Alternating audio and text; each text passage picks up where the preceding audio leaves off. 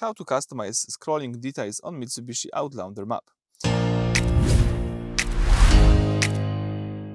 So at the very beginning, let's start by using the home screen. Here, let's use the left side of the screen and select here the navigation.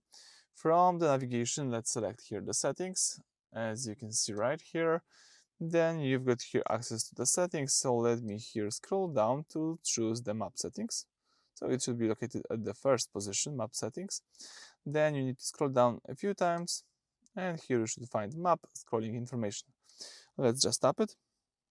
So this settings configures what textual attributes pop up on screen when you are manually swiping and scrolling through the map. It controls whether the system displays the coordinates, estimated distance, and other stuff. So here from the following view, we can enable or disable the favorite icons, traffic pop-ups, destination waypoints icons, points of interest pop-ups, and latitude, longitude info. So basically you can enable all of them, or if you find one of them not useful, you can disable them by using this switcher. So that's it. Thank you for watching. Please subscribe to our channel and leave a thumbs up.